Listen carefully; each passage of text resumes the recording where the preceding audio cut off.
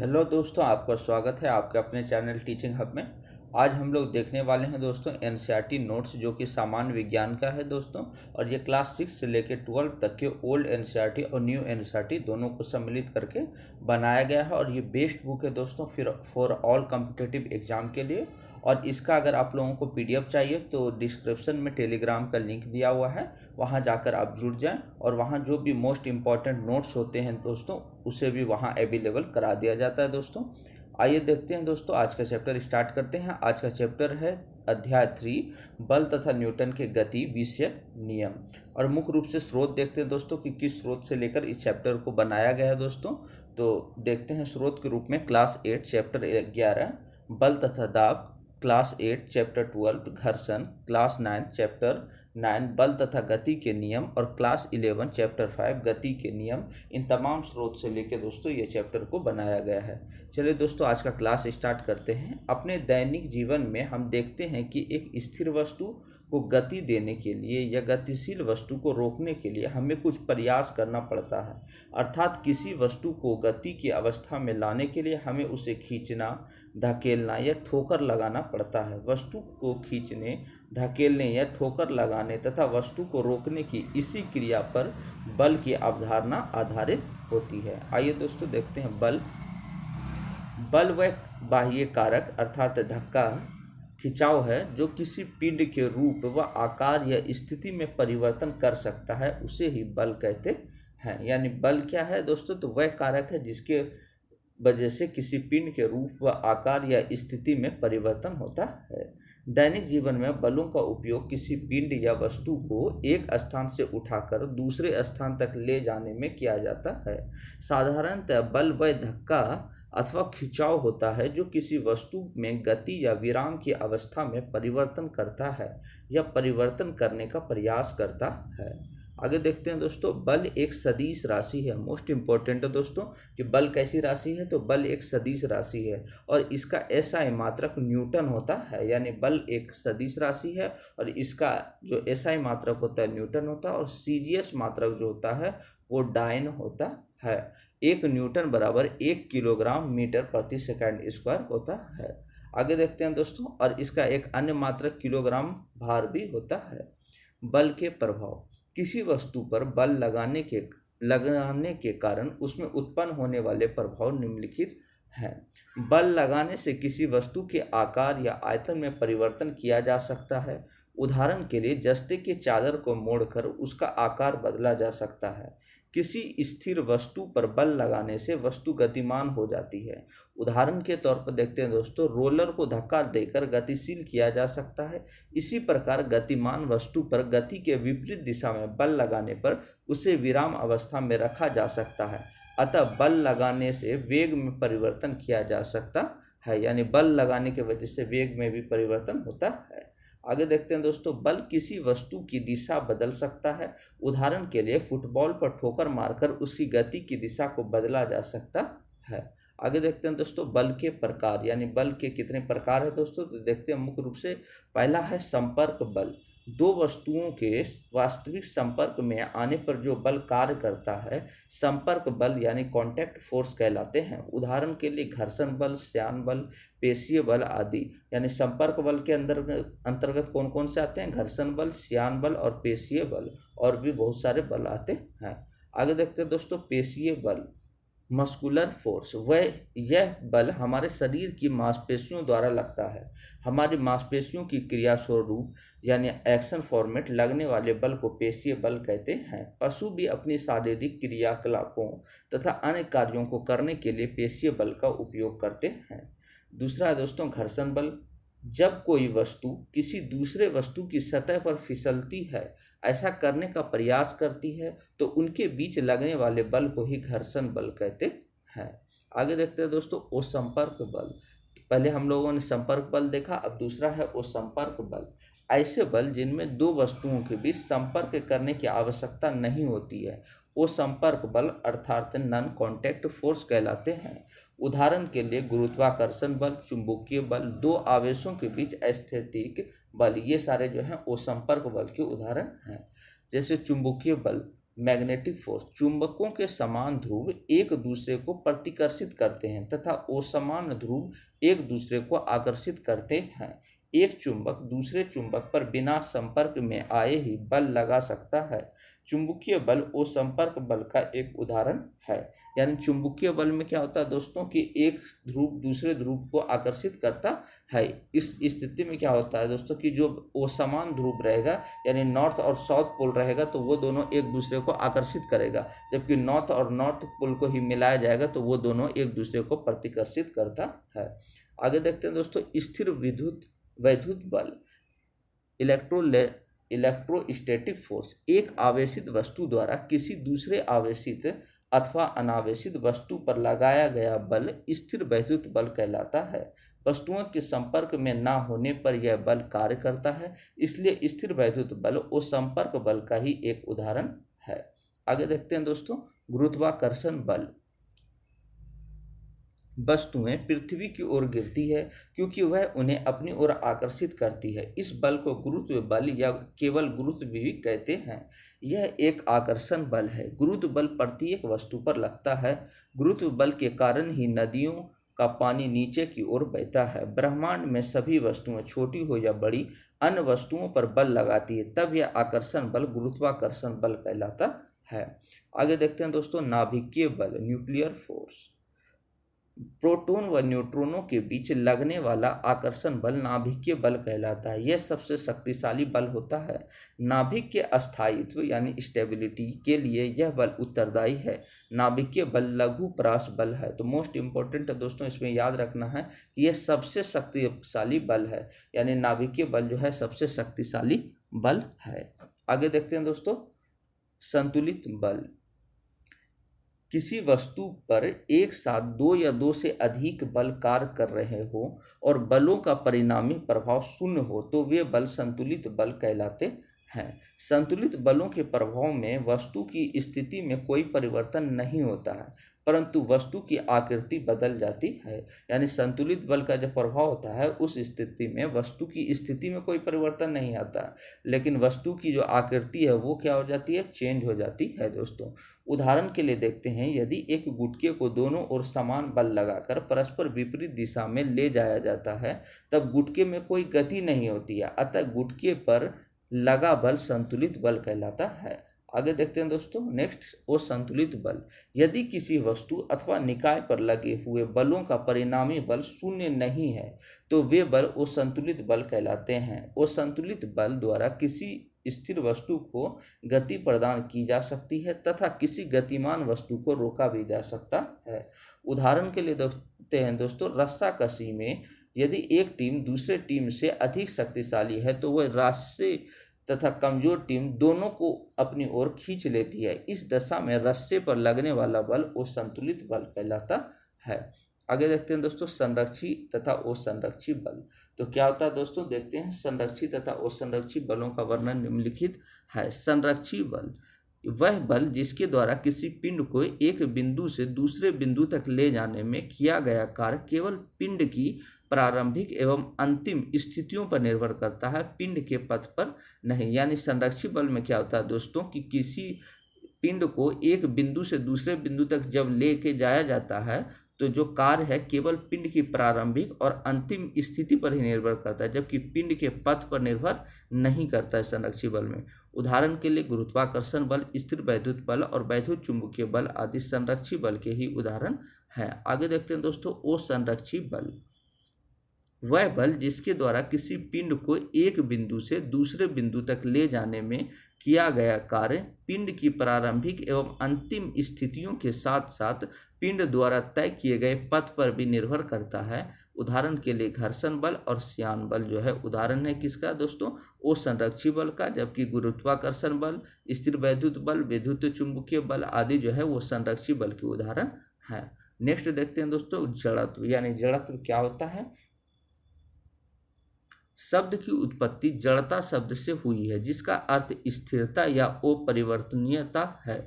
प्रत्येक वस्तु अपनी विराम अवस्था या गति की अवस्था में ही बने रहना चाहती है और अपनी स्थिति में होने वाले परिवर्तन का विरोध करती है। इसे ही जड़त्व का नियम कहा जाता है। तो जड़त्व का नियम क्या होता है दोस्तों कि प्रत्येक वस्तु अपनी विराम अवस्था या गति अवस्था में ही रहना चाहती है, परंतु कोई बल अगर उस पर कार्य करता है तो उस स्थिति में वह अपने स्थिति में होने वाले परिवर्तन का विरोध करने लगती है। इस स्थिति को ही जड़त्व का नियम कहते हैं। आगे देखते हैं दोस्तों, वस्तु के इस गुण को गैलीलियो ने जड़त्व का नाम दिया। तो सबसे पहले जड़त्व का नाम किसने दिया? तो गैलीलियो ने ही इस गुण को क्या किया है? जड़त्व का नाम दिया। अतः जड़त्व किसी वस्तु का वह गुण है जिसके कारण वह अपनी विरामावस्था अथवा एक समान गति की अवस्था में परिवर्तन का विरोध करती है। जड़त्व 3 प्रकार के होते हैं। पहला है विराम का जड़त्व, वस्तु का वह गुण जिस कारण वह अपनी विराम अवस्था में होने वाले परिवर्तन का विरोध करती है, विराम का जड़त्व कहलाता है। उदाहरण के रूप में देखते हैं दोस्तों, बस के अचानक चलने पर उसमें बैठे यात्री पीछे की ओर गिर पड़ते हैं। इसका कारण यह है कि बस अथवा रेलगाड़ी के अचानक चलने पर यात्री के शरीर के निचला भाग जो बस या रेलगाड़ी के संपर्क में है शीघ्र ही बस अथवा रेलगाड़ी के साथ गति करता है, परंतु शरीर का ऊपरी भाग जो बस या रेलगाड़ी के संपर्क में नहीं है अपने विराम के जड़त्व के कारण विराम अवस्था में ही बना रहता है, जिस कारण यात्री पीछे की ओर गिर पड़ते हैं। तो इस स्थिति में क्या होता है दोस्तों कि शरीर का जो ऊपरी भाग है वो बस या रेलगाड़ी के संपर्क में नहीं होता, परंतु निचला वाला जो भाग होता है वो बस या रेलगाड़ी के संपर्क में गति करता रहता है। इस स्थिति में जो है जब बस अचानक चल पड़ती है तो उस स्थिति में जो है अपने विराम के जड़त्व के कारण विराम अवस्था में बना रहना चाहता है और यात्री जो है पीछे की ओर गिर पड़ते हैं। आगे देखते हैं दोस्तों, कंबल को हाथ से पकड़कर डंडे से पीटना है। तो नेक्स्ट उदाहरण है दोस्तों कि कंबल को अगर हाथ में पकड़कर डंडे से पीटते हैं तो पीटने पर धूल के कण अलग हो जाते हैं। इसका कारण यह है कि कंबल को हाथ में पकड़कर डंडे से पीटने पर कंबल में गति उत्पन्न हो जाती है तथा धूल के कण विराम के जड़त्व के कारण अपने ही स्थान पर रहते हैं और कंबल से अलग हो जाते हैं। आगे देखते हैं दोस्तों, नेक्स्ट उदाहरण, पेड़ के शाखाओं को तेजी से हिलाने पर उसके फल नीचे गिर पड़ते हैं। इसका कारण यह है कि पेड़ की शाखाओं को तेजी से हिलाने पर वे गति की अवस्था में आ जाती है, परंतु उन पर लगे फल विराम की जड़त्व के कारण अपने स्थान पर विराम अवस्था में बने रहते हैं तथा पृथ्वी के गुरुत्वाकर्षण के कारण नीचे गिर पड़ते हैं। आगे देखते हैं दोस्तों, गति का जड़त्व। तो वस्तु का वह गुण जिस कारण वह अपनी एक समान गति में होने वाले परिवर्तन का विरोध करती है, गति का जड़त्व कहलाती है। यानी गति के जड़त्व में क्या होता है दोस्तों कि वह गुण जिसके कारण वह एक समान गति में होने वाले परिवर्तन का विरोध करती है, तो उसे ही गति का जड़त्व कहा जाता है। उदाहरण के रूप में देखते हैं दोस्तों, चलती हुई बस के अचानक रुकने पर उसमें बैठे यात्री आगे की ओर झुक जाते हैं। इसका कारण यह है कि चलती हुई बस या रेलगाड़ी में यात्री भी गाड़ी की चाल से गति करता है। बस या रेलगाड़ी के अचानक रुकने पर यात्री के शरीर का निचला भाग जो गाड़ी के संपर्क में है गाड़ी के साथ तेजी से रुक जाता है, परंतु शरीर का जो ऊपरी भाग है गति के जड़त्व के कारण उसी चाल से गति करता रहता है, जिस कारण यात्री आगे की ओर झुक जाता है। नेक्स्ट उदाहरण देखते हैं दोस्तों, तेज दौड़ते घोड़े अचानक रुक जाने पर घोड़सवार आगे की ओर गिरता है। इसका कारण यह है कि जब घोड़ा तेजी से दौड़ता है तो घोड़ा तथा घोड़सवार एक चाल से गति करते हैं।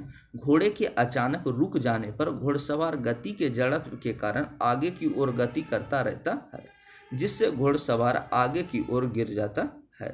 नेक्स्ट उदाहरण के रूप में समझते हैं दोस्तों, बस की छत पर रखे सामान को रस्सी से बांध देते हैं। इसका कारण यह है कि जब चलती बस अचानक रुकती है तो बस की छत पर रखा सामान गति के जड़त्व के कारण आगे की ओर गति करता रहता है, इसलिए सामान की सुरक्षा के लिए उसे रस्सी से बांध देते हैं। आगे देखते हैं दोस्तों, दिशा का जड़त्व। वस्तु का वह गुण जिस कारण वह अपनी गति की दिशा में होने वाले परिवर्तन का विरोध करती है, दिशा का जड़त्व कहलाता है।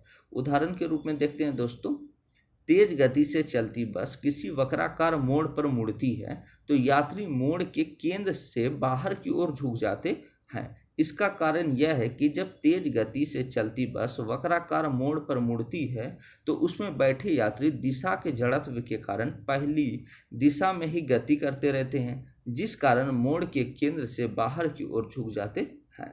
गाड़ी के टायर के संपर्क में आए कीचड़ के कणों से बचने के लिए मडगार्ड लगाए जाते हैं। इसका कारण यह है कि गाड़ी के टायर के संपर्क में आए कीचड़ के कण अपनी दिशा के जड़त्व के कारण अपनी स्पर्श रेखीय चाल की दिशा में गति करते हैं तथा वाहन को गंदा करते हैं, जिससे बचने के लिए मडगार्ड लगाया जाता है।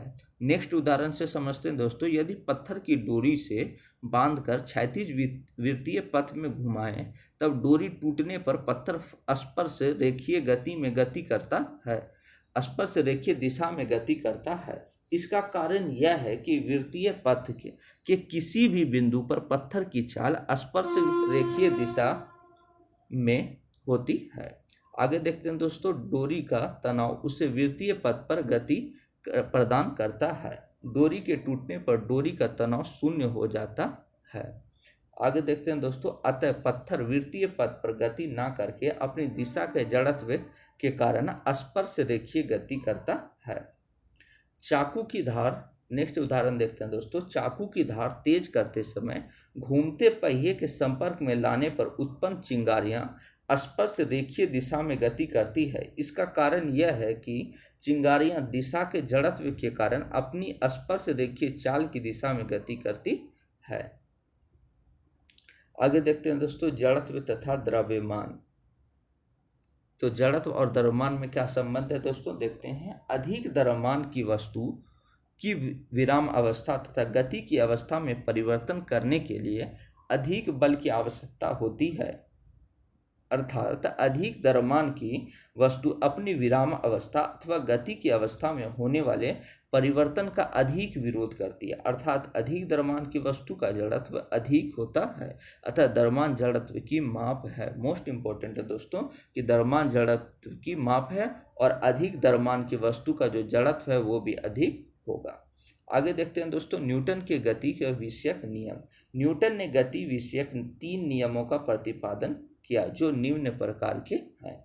पहला नियम है न्यूटन का गति विषयक प्रथम नियम। इस नियम के अनुसार यदि कोई वस्तु अपनी स्थिर अवस्था या सरल रेखा में एक समान गति की अवस्था में है तो वह उसी अवस्था में बनी रहती है जब तक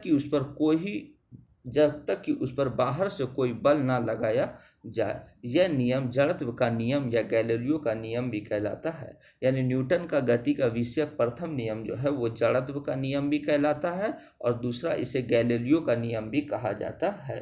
तो न्यूटन के गति का प्रथम नियम क्या है दोस्तों, कि यदि कोई वस्तु अपनी स्थिर अवस्था या सरल रेखा में एक समान गति अवस्था में है तो उसी अवस्था में बना रहना चाहता है जब तक कि उस पर कोई बाहरी बल ना लगाया जाए। आगे देखते हैं दोस्तों, न्यूटन के गति के प्रथम नियम के व्यवहारिक उदाहरण। यानी न्यूटन के गति के प्रथम नियम के कुछ उदाहरण देखते हैं दोस्तों। मेज पर रखी पुस्तक तब तक उसी अवस्था में रहेगी जब तक उसकी अवस्था परिवर्तन के लिए बाहर से कोई बल ना लगाया जाए। नेक्स्ट है, धरती पर गति करती हुई कोई गेंद गतिमान अवस्था में रहती है जब तक कि इस पर कोई बाह्य बल ना लगाया जाए। आगे देखते हैं दोस्तों, नोट के रूप में, जब कोई वस्तु जमीन पर गति करती है तो वह घर्षण बल के कारण विराम अवस्था में आ जाती है, अन्यथा वह वस्तु गति करती रहेगी। यानी अगर घर्षण बल कार्य ना करे तो वो वस्तु जो जमीन पर गति कर रही है वह हमेशा गति ही करती रहेगी, तो घर्षण बल ही उसे विराम अवस्था में लाती है।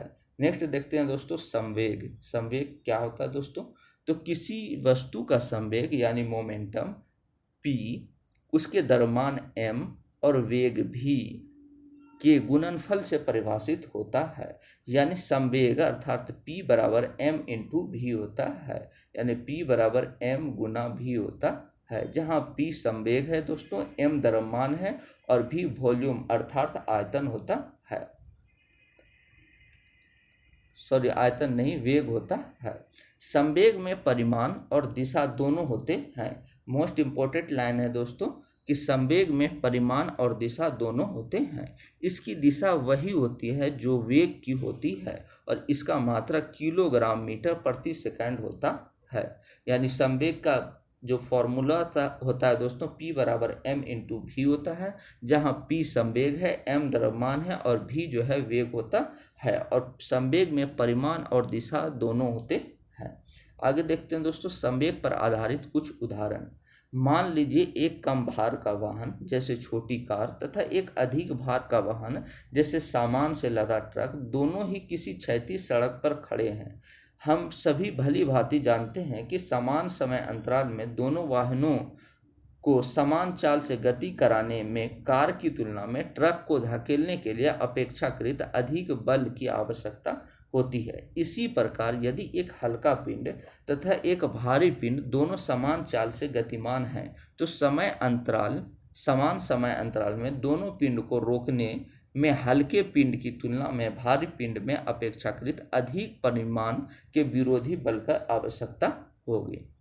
यदि दो पत्थर, एक हल्का तथा दूसरा भारी, एक ही भवन के शिखर से गिराए जाते हैं तो धरती पर खड़े किसी व्यक्ति के लिए भारी पत्थर की तुलना में हल्के पत्थर को पकड़ना आसान होता है। इस प्रकार किसी पिंड की संहति एक महत्वपूर्ण प्राचल पैरामीटर है जो गति पर बल के प्रभाव को निर्धारित करती है।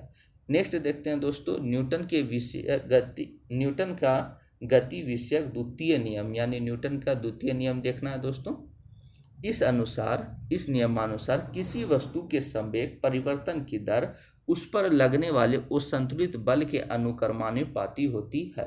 यह परिवर्तन बल की दिशा में ही होता है। तो मोस्ट रूप से याद रखना दोस्तों कि किसी वस्तु के संवेग परिवर्तन की दर जो है उस पर लगने वाले उस संतुलित बल के अनुक्रमानुपाती होता है और यह परिवर्तन बल की दिशा में ही होता है। अर्थात F समानुपाती P बटे T होता है, जहाँ P जो है संवेग में परिवर्तन की दर है, T परिवर्तन में लगा समय है दोस्तों। तो मुख्य रूप से इसमें जो याद रखने का है दोस्तों कि जो न्यूटन का दूसरा नियम है वो एक बल का व्यंजक देता है जो F बराबर m इंटू ए होता है। यानी F बराबर बल होता है दोस्तों, m जहाँ जो है द्रव्यमान हो गया और a इसका त्वरण हो गया। अर्थात किसी वस्तु पर लगाया गया बल वस्तु में उत्पन्न त्वरण तथा वस्तु के द्रव्यमान के गुणनफल के बराबर होता है। मोस्ट इंपॉर्टेंट लाइन है दोस्तों, ये पूछा जाता है कि बस F यानी बल बराबर क्या होता है, तो द्रव्यमान गुना त्वरण। आगे देखते हैं दोस्तों न्यूटन के गति के द्वितीय नियम के कुछ व्यवहारिक उदाहरण देखते हैं दोस्तों। न्यूटन के गति के द्वितीय नियम के कुछ व्यवहारिक उदाहरण निम्नलिखित है। पहला है क्रिकेट में गेंद को कैच लेते समय खिलाड़ी का अपने हाथ को पीछे की ओर खींच लेना। तो ये जो उदाहरण है किसका है, न्यूटन के गति का दूसरे नियम का उदाहरण है दोस्तों कि क्रिकेट में जो गेंद का कैच लेते हैं समय खिलाड़ी जो है अपने हाथ को पीछे की ओर खींच लेते हैं। जब क्रिकेट मैदान में खिलाड़ी कैच लेता है तो गेंद द्वारा हाथों पर धक्का या बल लगता है और उसका संवेग शून्य हो जाता है। उंगलियों के मध्य गेंद आते ही वह हाथों को पीछे हटाता है, जिस कारण संवेग परिवर्तन का समय अंतराल बढ़ जाता है। अतः संवेग परिवर्तन की दर इस कारण हाथ पर लगा बल कम हो जाता है, जिससे वह आसानी से सहन कर लेता है। नेक्स्ट उदाहरण देखते हैं दोस्तों ऊंची कूद के खिलाड़ी को स्पंज के गद्दे पर गिरना। ऊंची कूद का खिलाड़ी स्पंज के गद्दे अथवा मिट्टी पर गिरकर संवेग परिवर्तन की दर को कम करता है, जिससे उसको चोट कम लगती है। नेक्स्ट है दोस्तों कराटे के खेल में खिलाड़ी द्वारा टाइलों के समूह को एक ही बार में तोड़ना। कराटे के खेल में कोई खिलाड़ी जब टाइलों के समूह अथवा बर्फ की सिल्ली पर तेजी से वार करता है तो हाथ का सारा संवेग बहुत कम समय अंतराल में शून्य हो जाता है। इसके परिणाम स्वरूप टाइलों के समूह या बर्फ की सिल्ली पर इतना बल लगता है कि वह टूट जाता है। नेक्स्ट है दोस्तों कमानीदार तुला। तो कमानीदार तुला किसका उदाहरण है, तो न्यूटन की गति के दूसरे नियम का ही उदाहरण है। वह युक्ति है जिसके द्वारा किसी वस्तु पर लगने वाले बल को मापा जाता है। इसमें एक कुंडलित कमानी होती है जिससे बल लगाने पर प्रसार हो जाता है। कमानी के इस प्रसार की माप इसके आंशिक पैमाने पर चलने वाले संकेतक द्वारा की जाती है। पैमाने के पाठ्यांक द्वारा बल का परिमाण प्राप्त होता है। आगे देखते हैं दोस्तों आवेग। जब किसी वस्तु पर बड़े परिमाण का बल अत्यंत अल्प समय के लिए कार्य करे तथा जिसके प्रभाव से वस्तु के संवेग में अत्यधिक परिवर्तन हो तो ऐसे बल को आवेगीय बल यानी इम्पल्सिव फोर्स कहलाता है। आवेगीय बल तथा समय अंतराल के गुणनफल को बल का आवेग कहते हैं। आगे देखते हैं दोस्तों, बल का आवेग I बराबर F इंटू टी, जहाँ आवेगीय बल जो है F है तथा समय अंतराल T है। आवेग एक सदिश राशि है। हम लोगों ने पहले भी देखा दोस्तों कि बल कैसी राशि है तो सदिश राशि है, और आवेग भी कैसी राशि है तो सदिश राशि है। इसकी दिशा बल की दिशा में होती है तथा इसका SI मात्रक जो होता है वो न्यूटन सेकंड होता है। मोस्ट इंपॉर्टेंट है दोस्तों कि आवेग का SI मात्रक क्या होता है, न्यूटन सेकंड होता है, और कैसी राशि है तो सदिश राशि है। आगे देखते हैं दोस्तों, दैनिक जीवन में आवेग के उदाहरण। दैनिक जीवन में आवेग के उदाहरण निम्नलिखित हैं। वाहनों का असमतल मार्ग पर चलने से झटका लगना। जब कोई दुपहिया या चार पहिया वाहन एक असमतल मार्ग पर चलता है तो इस पर काफ़ी झटके लगते हैं। आघात अवशोषक यानी शॉक एब्जॉर्बर के प्रयोग से झटकों का अंतराल बढ़ जाने के कारण आवेग बल घट जाता है। फलतः इन गाड़ियों में बैठे यात्रियों को कम से कम झटके महसूस होते हैं। दूसरा उदाहरण है दोस्तों आवेग का, ऊंचाई से कूदने पर चोट का लगना। जब हम किसी ऊंचाई से पक्के फर्श पर कूदते हैं तो फर्श द्वारा हमारे पैर को दिए गए आवेग के कारण हमारा संवेग एकाएक शून्य हो जाता है। यह आवेग अधिक बल का होगा जिससे हमारे पैर में चोट लग जाएगी, लेकिन यदि यह फर्श पर मिट्टी अथवा गद्दा बिछा ले तो हमारे पैर उसमें धंसेंगे तथा संवेग के शून्य होने में कुछ देर लगेगी। अतः हमारे पैर को उतना ही आवेग एक छोटे बल से मिलेगा जिससे कि पैर में चोट नहीं आएगी। नेक्स्ट आवेग का उदाहरण देखते हैं दोस्तों, मिट्टी के बर्तन या अन्य सामान को टूटने से बचाने के लिए घास का प्रयोग करना। चीनी मिट्टी के बर्तन को कागज या घास भूस के टुकड़े में पैक करते हैं क्योंकि गिरने की स्थिति में घास भूस या कागज के कारण आवेग चीनी मिट्टी के बर्तन तक पहुंचने में अधिक समय लेता है, जिससे बर्तनों पर लगने वाला बल कम हो जाता है। अतः इनके टूटने की संभावना भी कम हो जाती है। नेक्स्ट देखते हैं दोस्तों, न्यूटन के गति का जो तीसरा नियम है यानी तृतीय नियम, न्यूटन के गति विषयक तृतीय नियम। इस नियम के अनुसार जब एक वस्तु दूसरे वस्तु पर बल लगाती है तब दूसरी वस्तु भी पहली वस्तु पर उतना ही बल तथा विपरीत दिशा में लगाती है, अर्थात प्रत्येक क्रिया की एक समान व विपरीत दिशा में प्रतिक्रिया होती है। इसे क्रिया प्रतिक्रिया का नियम भी कहते हैं, यानी न्यूटन का जो गति का तीसरा नियम है उसे क्रिया प्रतिक्रिया का नियम भी कहते हैं। आइए दोस्तों, न्यूटन के गति के तृतीय नियम के कुछ व्यवहारिक उदाहरण को देखते हैं। न्यूटन के गति के तृतीय नियम के कुछ व्यवहारिक उदाहरण निम्नलिखित हैं। पहला है दोस्तों, बंदूक से गोली चलाने पर बंदूक का पीछे हटना। जब किसी बंदूक से गोली चलती है तो उसमें भरा बारूद गैस में परिवर्तित हो जाता है। इसी कारण गोली तीव्र गति से बंदूक से बाहर निकलती है। यह गोली भी बंदूक पर विपरीत दिशा में समान प्रतिक्रिया बल लगाती है, इसी कारण बंदूक पीछे की ओर हटती है। नेक्स्ट देखते हैं दोस्तों, भूमि पर चलते समय पैरों को पीछे की ओर धकेलना। जब हम ठोस भूमि पर चलते हैं तो हम पैरों के द्वारा भूमि को पीछे की ओर धकेलते हैं तथा भूमि भी प्रतिक्रिया के रूप में हमारे पैरों पर आगे की ओर उतना ही बल लगाती है जिसके कारण हम आगे की ओर बढ़ पाते हैं। नेक्स्ट उदाहरण देखते हैं दोस्तों, तैरते समय पानी को पीछे की ओर धकेलना। जब एक तैराक अपने हाथों द्वारा पानी को पीछे की ओर धकेलता है तब पानी भी तैराक को उतने बल से आगे की ओर धकेलता है जिससे तैराक पानी में आसानी से तैरने लगता है। नेक्स्ट उदाहरण से समझते हैं दोस्तों, रेत पर चलना। रेत पर चलना कठिन होता है क्योंकि जब पैरों द्वारा रेत पर बल लगाया जाता है तो रेत पीछे की ओर विस्थापित हो जाता है जिससे यह प्रतिक्रिया स्वरूप उतना ही बल प्रदान नहीं कर पाता है। फर्श से टकराने के बाद गेंद का वापस उछलना। जब रबड़ की गेंद किसी फर्श पर टकराती है तो उस पर एक बल लगता है। इस बल के विपरीत दिशा में प्रतिक्रिया बल कार्य करता है तथा गेंद वापस ऊपर की ओर गति करने लगती है। नेक्स्ट देखते हैं उदाहरण दोस्तों, कुएं से जल खींचना। जब कोई व्यक्ति कुएं से जल से भरी बाल्टी को ऊपर की ओर खींचता है तो वह रस्सी पर अपना ही बल अर्थात क्रिया बल लगाता है। आगे देखते हैं दोस्तों, तो रस्सी भी व्यक्ति को अपनी ओर उतने ही बल यानी प्रतिक्रिया बल से खींचती है। रस्सी के अचानक टूट जाने पर रस्सी द्वारा व्यक्ति पर लगा बल समाप्त हो जाता है, अतः व्यक्ति अपने द्वारा लगाए गए बल के कारण पीछे की ओर गिर जाता है। नेक्स्ट उदाहरण देखते हैं दोस्तों, रॉकेट का उड़ना। मोस्ट इंपॉर्टेंट पूछा जाता है दोस्तों कि रॉकेट का उड़ना किससे संबंधित है, तो न्यूटन की गति के तीसरे नियम से संबंधित है। रॉकेट में ज्वलनशील ईंधन के दहन कक्ष में जलाया जाता है। दहन कक्ष में एक छिद्र होता है जिससे गर्म गैसें तीव्र गति से नीचे की ओर निकलती है। रॉकेट द्वारा गैसों पर क्रिया बल लगता है। ठीक उसी प्रकार परंतु विपरीत दिशा में गैसें रॉकेट पर ऊपर की ओर प्रतिक्रिया बल लगाती है जिससे रॉकेट ऊपर की ओर गति करने लगता है। आगे देखते हैं दोस्तों, रेखीय संवेग संरक्षण सिद्धांत। तो रेखीय संवेग संरक्षण सिद्धांत क्या है? इस सिद्धांत के अनुसार यदि वस्तुओं के निकाय पर बाह्य बल आरोपित ना हो तो संयुक्त निकाय का कुल संवेग सदैव संरक्षित रहता है। यानी रेखीय संवेग संरक्षण का सिद्धांत कहता है कि यदि वस्तु के निकाय पर बाह्य बल आरोपित ना हो तो संयुक्त निकाय का कुल संवेग सदैव संरक्षित रहता है।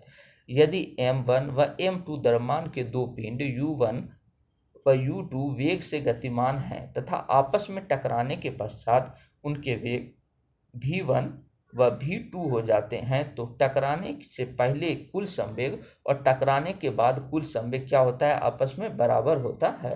अर्थात m1 into u1 plus m2 into u2 बराबर होगा m1 into v1 plus m2 into v2 के।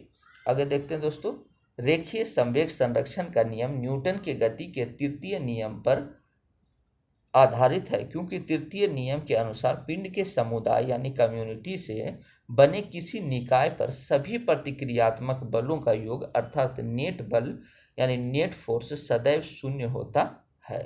आगे देखते हैं दोस्तों, यह नियम प्रकृति का एक मूलभूत नियम है जिसका कोई अपवाद नहीं है। यानी रेखीय संवेग संरक्षण का नियम है वो न्यूटन की गति के तृतीय नियम पर ही आधारित है। इसलिए बोला जाता है दोस्तों कि रॉकेट का उड़ना वो किस पर आधारित है, तो रेखीय संवेग संरक्षण के नियम पर भी आधारित है और न्यूटन की गति के तृतीय नियम पर भी आधारित है। आगे देखते हैं दोस्तों, संवेग संरक्षण के पर आधारित कुछ व्यवहारिक उदाहरण देखते हैं दोस्तों। संवेग संरक्षण पर आधारित कुछ प्रमुख व्यवहारिक उदाहरण निम्नलिखित हैं। नाव से नदी के किनारे पर कूदना, ये भी संवेग संरक्षण पर आधारित है दोस्तों। जब हम नाव से नदी के किनारे पर कूदते हैं तो नाव को अपने पैरों से पीछे की ओर दबाते हैं। इससे नाव झटके से पीछे की ओर हट जाता है तथा उसकी प्रतिक्रिया हमें आगे की ओर फेंक देती है। नेक्स्ट उदाहरण है दोस्तों, रॉकेट का प्रक्षेपण। ये भी संवेग संरक्षण पर आधारित है दोस्तों। रॉकेट का प्रक्षेपण रेखीय संवेग संरक्षण के सिद्धांत पर आधारित है। रॉकेट में एक दहन कोष्ठ यानी बर्निंग चैम्बर होता है। यह नली के द्वारा एक दूसरे कोष्ठ से संबंधित होता है जिससे ईंधन भरा रहता है। ईंधन ठोस अथवा द्रव किसी भी प्रकार का हो सकता है। जब दहन कोष्ठ में ईंधन तथा किसी ऑक्सीकारक पदार्थ को मिलाकर विस्फोट कराया जाता है तो इससे उत्पन्न ऊष्मा के कारण ही दहन कोष्ठ में दाब बहुत ऊंचा हो जाता है तथा कोष्ठ में गर्म गैसें जेट के रूप में बहुत तीव्र वेग से बाहर निकलती है। ये गैसें रॉकेट पर प्रतिक्रिया बल आरोपित करती है, अतः रॉकेट त्वरित गति से आगे की ओर बढ़ता है। जेट हवाई जहाज के इंजन भी संवेग संरक्षण के सिद्धांत पर कार्य करते हैं। नेक्स्ट देखते हैं दोस्तों, घर्षण। जब एक वस्तु किसी दूसरे वस्तु के पृष्ठ पर गति करती है अथवा गति करने का प्रयास करती है तो उनके संपर्क तलों पर स्पर्श रेखीय दिशा में एक बल कार्य करता है जो वस्तु की सापेक्ष गति का विरोध करता है। यह बल घर्षण बल या घर्षण यानी फ्रिक्शन कहलाता है। तो फ्रिक्शन क्या है दोस्तों कि जब एक वस्तु किसी दूसरे वस्तु के पृष्ठ पर गति करती है तो उस स्थिति में क्या होता है कि उनके संपर्क तलों पर स्पर्श रेखीय दिशा में एक बल लगने लगता है जो वस्तु के सापेक्ष गति का विरोध करता है दोस्तों, और यही बल घर्षण बल या घर्षण कहलाता है। घर्षण बल सतहों के मध्य लगने वाला बल है। यह सतह के स्वरूप जैसे खुरदरी चिकनी होने के कारण घटता या बढ़ता रहता है, यानी घर्षण बल जो है सतह के स्वरूप जो है घटता बढ़ता रहता है। आगे देखते हैं दोस्तों घर्षण के कारण। तो घर्षण के दो मुख्य कारण हैं दोस्तों। प्रथम कारण है सतह की अनियमितता। वस्तुओं की सतह चिकनी या खुरदरी किसी भी प्रकार की हो सकती है, लेकिन वस्तुओं की सतह पूर्णतः चिकनी कभी नहीं होती। इसमें कई स्थान पर अनियमितताएं पाई जाती है जो कि उभार यानी बल्ज तथा अवनमन यानी गर्त के रूप में होती है। दो वस्तुओं के मध्य गति में जब एक सतह दूसरी सतह के संपर्क में आती है तो अनियमितताओं के कारण ये एक दूसरे से अतिग्रथित इंटरलॉक्ड हो जाती है।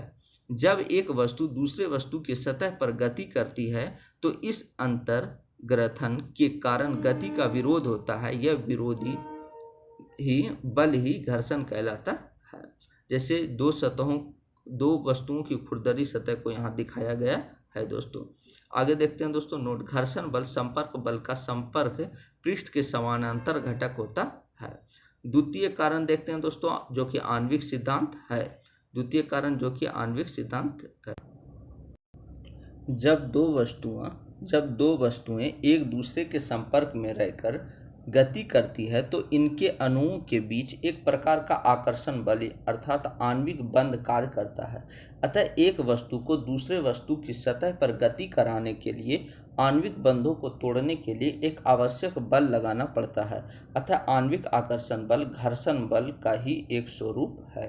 आगे देखते हैं दोस्तों। सामान्य रूप में ऐसा प्रतीत होता है कि घर्षण बल वस्तुओं के खुरदरेपन यानी रफनेस के कारण उत्पन्न होता है, परंतु इसके विपरीत यह भी देखा जाता है कि यदि दो हिस्सों को पॉलिश करके अत्यंत चिकना बना दिया जाए तो उनके बीच घर्षण बल एकाएक बढ़ जाता है। इसका कारण यह है कि यदि सतहों को अत्यंत चिकना कर दिया जाए तो उनका वास्तविक संपर्क क्षेत्रफल बहुत बढ़ जाता है, अनियमित उभार कम हो जाएंगे और दोनों वस्तुओं को अधिकाधिक अणु एक दूसरे के संपर्क में आ जाएंगे और उनके बीच अधिकाधिक आंतराणविक बल कार्य क्रियाशील हो जाएगा।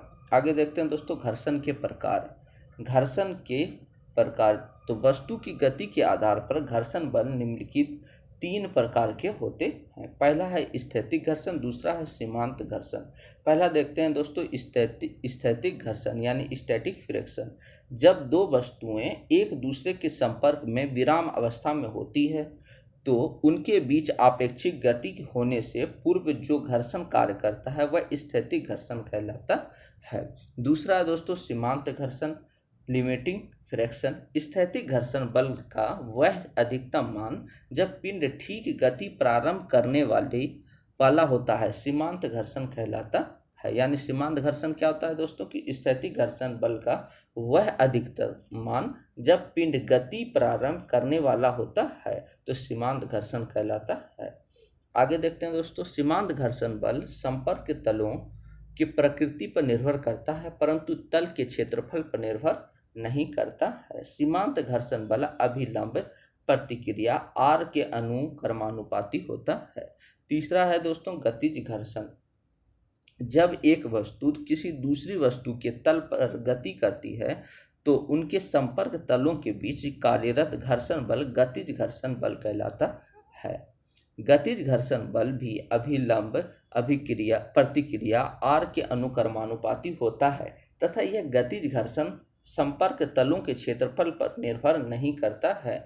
गतिज घर्षण 2 प्रकार के होते हैं। मोस्ट इंपॉर्टेंट है दोस्तों कि गतिज घर्षण कितने प्रकार के होते हैं? 2 प्रकार के। एक है सर्पी घर्षण यानी स्लाइडिंग फ्रैक्शन। तो क्या होता है दोस्तों स्लाइडिंग फ्रैक्शन देखते हैं।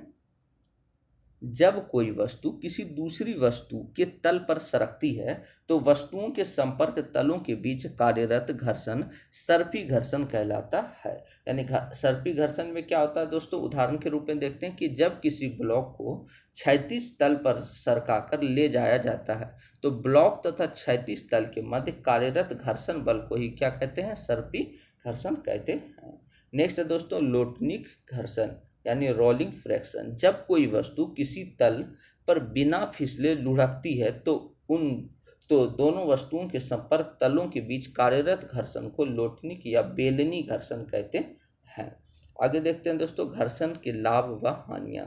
तो घर्षण के क्या क्या लाभ और हानियाँ देखते हैं दोस्तों। समान जीवन से लेकर विशिष्ट क्षेत्रों में अनेक कार्यों के लिए घर्षण बल आवश्यक है, परंतु इसके विपरीत घर्षण के कारण ऊर्जा में सदैव हानि होती है। घर्षण के मुख्य लाभ पहले देखते हैं दोस्तों, क्या क्या लाभ है। घर्षण पर चलने हेतु घर्षण बल की आवश्यकता होती धरातल पर चलने हेतु घर्षण बल की आवश्यकता होती है। यदि घर्षण बल अनुपस्थित हो तो व्यक्ति धरातल पर फिसल जाएगा। उदाहरण के लिए यदि सड़क पर चलते हुए व्यक्ति के पैर के नीचे केले का छिलका आ जाता है तो वह व्यक्ति सड़क पर फिसल जाता है, क्योंकि केले के छिलके द्वारा पैर व सड़क के मध्य घर्षण बहुत कम हो जाता है। आगे देखते हैं दोस्तों वाहनों की तीव्र गति हेतु भी घर्षण बल आवश्यक होता है। यदि घर्षण बल उपस्थित ना हो तो वाहन का गति करना संभव नहीं होगा। घर्षण के अनुपस्थिति में वाहनों में ब्रेक कार्य नहीं करते हैं, क्योंकि वाहन की गति को कम करने का संभव नहीं होता है, यानी कम करना संभव नहीं होता है बिना घर्षण के। दोस्तों घर्षण के कारण ही मशीनों में घिरनी या पट्टे की सहायता से एक स्थान पर लगाए गए बल दूसरे स्थान पर स्थानांतरित हो जाते हैं। आगे देखते हैं दोस्तों ब्लैक बोर्ड पर लिखना भी घर्षण के कारण ही संभव होता है। घर्षण से होने वाली कुछ हानियों को देखते हैं दोस्तों। घर्षण द्वारा दो वस्तुओं के मध्य सापेक्ष गति का विरोध होता है, जिस कारण अतिरिक्त ऊर्जा का क्या होता है दोस्तों, व्यय होता है। घर्षण के कारण मशीनों की दक्षता कम होती है, क्योंकि घर्षण के विरुद्ध कार्य करने में ऊर्जा का व्यय होता है। आगे देखते हैं दोस्तों घूर्णन करने वाली मशीनों के पुर्जे घर्षण के कारण घिस जाते हैं, जिससे वह ठीक प्रकार से कार्य नहीं कर पाते हैं तथा अधिक ध्वनि उत्पन्न करते हैं। आगे देखते हैं दोस्तों घर्षण को कम करने की विधियाँ। तो घर्षण को कम करने की विधि क्या है दोस्तों, निम्न विधियों द्वारा कम किया जा सकता है दोस्तों। पहला है पॉलिश द्वारा। हम जानते हैं कि खुरदरी सतहों पर घर्षण बल का मान चिकनी सतहों से अधिक होता है, अतः सतह पर पॉलिश करने अर्थात चिकना बनाने पर घर्षण बल का मान कम हो जाता है। आगे देखते हैं दोस्तों स्नेहक द्वारा। जब तेल अथवा ग्रीस की दो सतहों के बीच में डाल देते हैं तो दोनों सतहों के बीच तेल अथवा ग्रीस की एक पतली परत बन जाती है, जिससे दोनों सतहों के मध्य घर्षण बल कम हो जाता है, अर्थात तेल व ग्रीस स्नेहक का कार्य करते हैं। नेक्स्ट उदाहरण है दोस्तों उचित निर्माण सामग्री का उपयोग करके। घर्षण बल दो सतहों के मध्य कार्य करता है, अतः घर्षण बल सतहों के पदार्थों की प्रकृति पर निर्भर करता है, अर्थात घर्षण बल को कम करने के लिए हमें कम घर्षण गुणांक वाले पदार्थों का प्रयोग करना चाहिए। उदाहरण के लिए रबड़ व कंक्रीट के बीच घर्षण कम होने के कारण ही वाहनों के टायर रबड़ के बनाए जाते हैं। बॉल बेयरिंग का प्रयोग करके।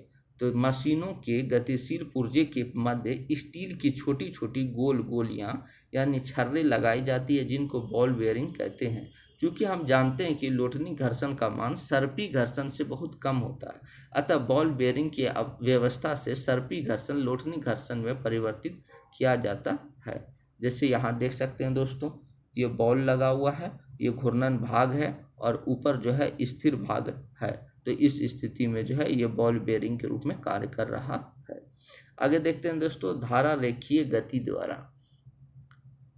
तरल पदार्थ द्वारा धारा रेखीय रूप से गति करता है। जब किसी वस्तु की आकृति धारा रेखीय होती है तो वस्तु पर तरल पदार्थ अर्थात पानी हवा का घर्षण घट जाता है।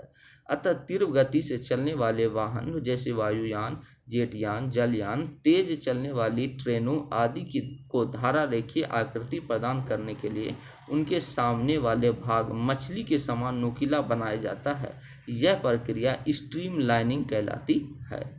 आगे देखते हैं दोस्तों एक सरल रेखीय प्रवाह ही धारा रेखीय प्रवाह होती है। नोट के रूप में इसे याद रखना है दोस्तों कि एक सरल रेखीय प्रवाह जो होती है वही धारा रेखीय प्रवाह होती है। नेक्स्ट है घर्षण को बढ़ाने के उपाय। तो घर्षण को बढ़ाने के लिए क्या क्या कर सकते हैं दोस्तों? घर्षण एक आवश्यक घटक है, अतः घर्षण का मान एक न्यूनतम सीमा से कम जाने पर गति संभव नहीं हो पाती। घर्षण को बढ़ाने का उपाय निम्न है। वाहनों को सुगमता से चलाने के लिए उनके पहियों में अनियमित प्रक्षेप या खांचे बनाए जाते हैं। आगे देखते हैं दोस्तों, चिकनी सड़क पर तथा बर्फ से ढके रास्ते पर फिसलन को कम करने के लिए उन पर रेत का छिड़काव किया जाता है, जिससे सरलता से गति हो जाती है। नेक्स्ट है, जूतों के तले खुरदरे एवं कड़े रबड़ तथा चमड़े के बनाए जाते हैं। आगे देखते हैं दोस्तों, तरल घर्षण क्या है दोस्तों? तो गैसों तथा द्रवों को तरल कहा जाता है।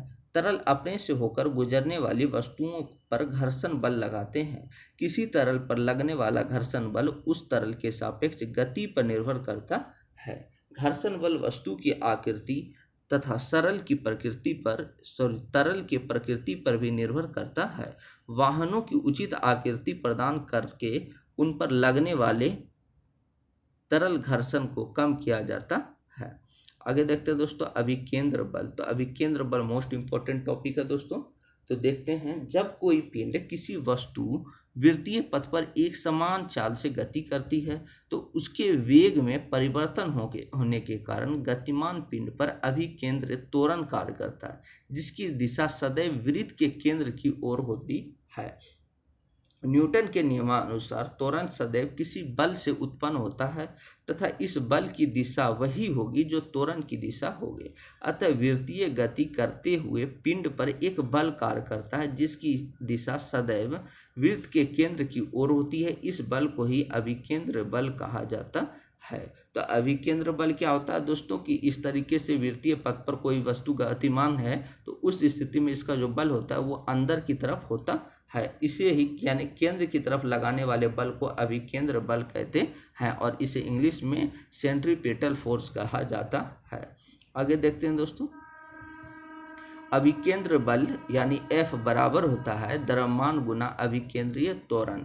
तो द्रव्यमान अर्थात m, अभिकेंद्रीय त्वरण बराबर है v²/r होता है, यानी F बराबर mv²/r होता है दोस्तों। ये फॉर्मूला याद रखना है दोस्तों कि अभिकेंद्र बल यानी F बराबर mv²/r होता है। अभिकेंद्र बल कोई मूल बल नहीं है। प्रकृति में पाए जाने वाले विभिन्न बलों जैसे घर्षण बल, गुरुत्वाकर्षण बल, विद्युत बल आदि में कोई भी बल अभिकेंद्र बल का कार्य कर सकता है। आगे देखते हैं दोस्तों, अभिकेंद्र बल के उदाहरण के रूप में देखते हैं दोस्तों। तो अभिकेंद्र बल के प्रमुख उदाहरण निम्नलिखित हैं। पहला है वृत्ताकार मोड़ पर कार का मुड़ना। जब कोई कार सड़क के वृत्ताकार मोड़ से गुजरती है तो उसे वृत्ताकार पथ पर मुड़ने के लिए अभिकेंद्र बल की आवश्यकता होती है। कार को यह आवश्यक बल उसके टायरों व सड़कों के बीच विद्यमान घर्षण बल से मिलता है। यदि टायर घिसे हो अथवा सड़क गीली, बर्फीली या चिकनी हो तो घर्षण बल कम हो जाता है, और यदि इस स्थिति में घर्षण बल इतना कम हो कि कार को आवश्यक अभिकेंद्र बल प्राप्त ना हो सके तो कार मुड़ने के बजाय फिसलने या पलटने लगती है। आगे देखते हैं दोस्तों, झुकी हुई यानी आनत सड़क पर कार की गति अथवा सड़क का बंकन। समतल सड़क के वृत्तीय मोड़ पर गति के लिए कार को आवश्यक अभिकेंद्र बल सड़क व कार के टायरों के बीच लगने वाले घर्षण बल से प्राप्त होता है। घर्षण बल का मान कार के टायर घिस जाने पर गीली सड़क पर, कंक्रीट वाली सड़क पर बहुत कम हो जाता है। नेक्स्ट देखते हैं दोस्तों, अतः वृत्तीय मोड़ पर आवश्यक अभिकेंद्रीय बल केवल घर्षण बल पर आधारित नहीं होता। घर्षण बल पर अभिकेंद्र बल की निर्भरता को कम करने के लिए सड़क के किनारों को उठाकर बनाया जाता है। अतः मोड़ों पर अंदरों की ओर ढलान बना होता है, जिससे सड़क क्षैतिज से किसी कोण पर झुकी होती है।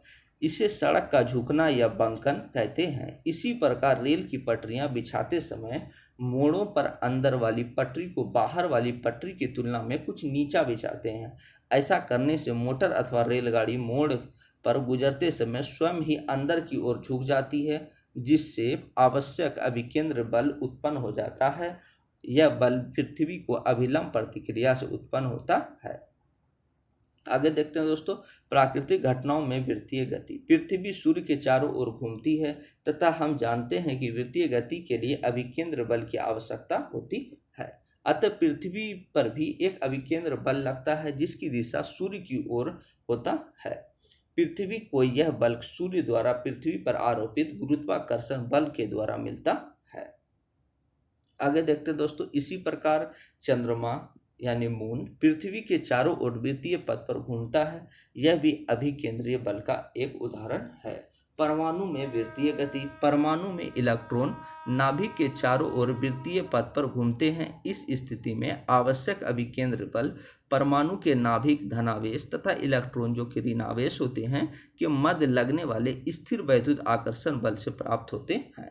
अतः परमाणु में इस अभिकेंद्र बल के कारण इलेक्ट्रॉन नाभिक के चारों ओर परिक्रमण करते हैं। नेक्स्ट देखते हैं दोस्तों, अपकेंद्र बल।